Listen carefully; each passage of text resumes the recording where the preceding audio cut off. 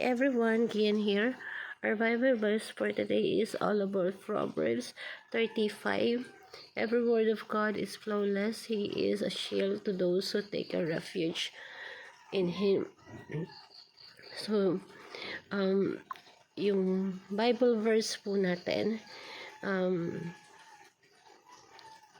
itinuturo sa atin neto na every time na nagbabasa tayo ng Bible, every time na ina-analyze natin or dinadama natin yung salita ng Bible, kapag nagbabasa tayo, is para na rin natin binabasa yung isipan ng Diyos. So, ang maganda po niyan, kailangan natin i-absorb yung God's wisdom.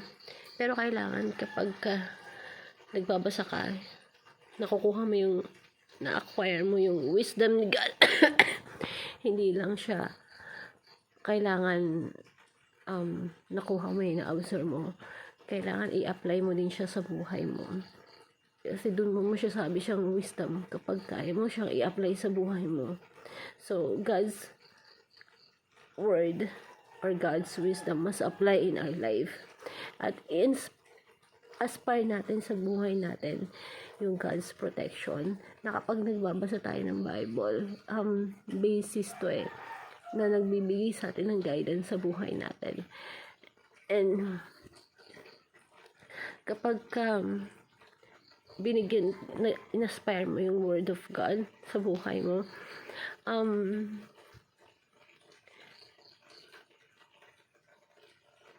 lahat tayo binibigyan ng tamang direksyon. Yung ibang law kasi, yung ibang salita, pwedeng mabago yung ibang basis na pwede natin pagbasahan sa buhay natin ng mga law, ganun. Nababago siya, pwede siya mabago, pero yung salita ng Diyos, kahit kailanman hindi mababago. At kaya ito ibinuo para sa atin, para maging guidance natin sa buhay natin. So,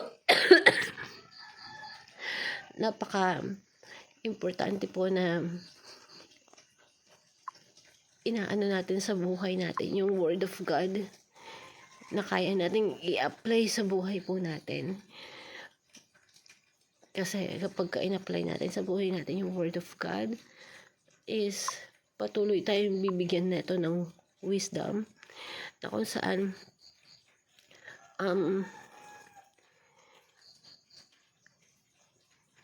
nagbibigay siya sa atin ng kaginhawaan sa buhay. Kaya sinabi, every word of God is flawless. He is shield to those who take refuge in gabay natin to shield natin tong word of God para protektahan tayo sa buhay na meron tayo. Na kapag sinunod mo to, ginawa mong basis sa buhay mo, sureball na ligtas ka, maganda yung patutunguhan ng buhay mo. So, gusto ko lang i-share po to sa inyo, yung prayer po nito. Heavenly Father, thank you because you did not abandon us, the world, but instead you have given us the word as our guide to your truth. We know that overall plan for the entire creations because it's clearly revealed in the Bible. Thank you because we are not lost. We have been found so that we can find the truth. Please give us the wisdom and discernment whether we open the Bible. Guide us as we read your precious word. We pray in Jesus' name. Thank you everyone and God bless.